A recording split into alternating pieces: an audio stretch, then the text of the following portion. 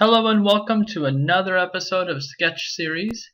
Today I'm going to be drawing the Ultimate Spider-Man, Miles Morales. I like his design. I like his outfit a lot. I'll just say that off the bat. I'm going to say something that most people will probably not agree with, but I think he's a much cooler, much more interesting character than Peter Parker. I think I'm bored to death of Peter Parker, and of his costume is cool. It's classic, but sometimes it's good to have classic stuff, but sometimes you want to try something new, and then you get enamored with something new. So I'm at that phase right now. I think he's very interesting. I love the black and the red. I think the color combo is really cool. And you can kind of see me here outlining some of the basics. Again, I'm not using my sketch phase, my pencils, as strict rules that I have to adhere to, but rather guidelines, kind of to show me here's what I want to do. I'm gesturing in those things, and then with my pen I go back and I add in my finals and say, okay, here's what I think would be a little bit better or a little bit cooler, and just go with that. I am using just the 0.3 liner pen, and I'm not going to be using my Pentel pocket brush or any brush pen to do thick and thins today. I'm just going to keep it simple, because a lot of his outfit is black, and then there's parts that are red. So a lot of the thick and thins, you really won't be able to see them very well. And I really did this sketch really quickly. I think it took me maybe 12 minutes total to do it. Maybe a little bit longer just to sketch it out, the pens. It took me about 12 minutes to do the sketch and the pens, and then about 5 or 6 minutes to ink it in with the markers. So you can kind of see me here moving the page up and down and just kind of making sure that everything is in where I want it to be.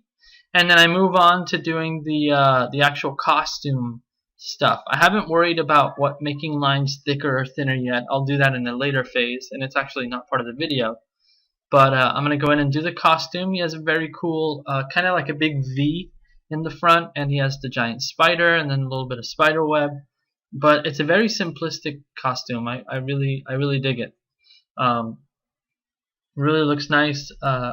As I was drawing this and as I was coloring it, I realized how difficult it is to color this kind of thing. I should try to find an easier way to do it, but we'll get there. Anyway, for here, guys can kind of see me going through everything. I've been doing a lot of sketching women, and I've been doing a lot of monster sketches and a lot of watercolor and stuff like that. So I kind of stayed away from men for a while, and I feel like it's really helped me. Just sketching what you're really bad at and drawing what you're bad at. When you come back to something that you're okay at, you'll be a lot better at it, just by virtue of the fact that whatever you learn will translate if you're an active learner. In other words, if you're paying attention to what you're learning about drawing women or drawing different things, then you retain certain key factors, and you can take those factors and apply them elsewhere. A lot of the times when I draw buildings or when I draw really weird complex things, I like to think of them as simple shapes or simple planes. And when I started drawing women, I would draw them the same way I drew men, and it didn't work out for me. It just wasn't working. So I ended up thinking of women as just a bunch of complex planes. They have different shapes and much more geometry going on there. And that worked out a lot nicer for me. So really happy with that. I like the overall anatomy of this character. I feel like a couple of things that turned out really well were his overall body shape is very proportioned, very realistic. He's not super heroic, ultra mega buff.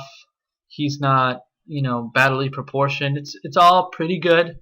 Everything is where I want it to be. The pose came out okay. The overall drawing is really good. And here I kind of skipped ahead because I went back, erased everything, and then and now I'm jumping on to putting on some marker. And I'm only going to use, I think, 3 markers, which is a gray marker, a black marker, and a red marker. And actually, I ran out of memory on my phone, and I couldn't record the reds, so we're going to skip ahead to the end when it comes to that. But right now what I'm doing is inking in pretty much everything that I want black. Everything that I want in hard shadow. Everything that I think, you know what, I don't want any reflective lighting on this. I just want it all black. And when you're inking something that has a lot of black, my recommendation is to think about the things that you want to highlight. and highlight those things by leaving them white and then coloring them with a different color, either a gray or something else. Everything else, you turn it black. So a lot of the times, especially when I first started, I was very worried about coloring in black, and I would refuse to color in black because I didn't want my line work to go away. I was so happy with the way the line work would come out sometimes, that I would sacrifice the true color of something just so that people could see the lines that I drew. And now I've gotten to the point where I say, you know what, it's more about the gesture, and it's more about the pose and the action and the attitude than it is about the lines. People don't care about lines. They want something that looks cool, that feels cool. So you got to be a little bit bold with it. You gotta really take risks. I guess that's my word of advice. When it comes to blacks, take risks, and the risks pay off. They're worth the risk. Even if you start off and you butcher a few drawings. I don't remember who said it. I believe it was Cynic's Design from his YouTube channel. He has a video where he said, you know what, you know you're good at drawing when you can draw something over and over again. So if you're afraid to lose a drawing or to ruin a drawing, that means that you're not comfortable. In other words, you haven't mastered that drawing yet. And I've gotten to the point now where I'm kind of like, well, if I butcher it, I can always just redraw a new one. And that's very satisfying because it means that I'm not afraid to try weird things. For example, here, I drew in the web, and I made the mistake of making the web black, but I had no idea how to actually go about this until I started doing it.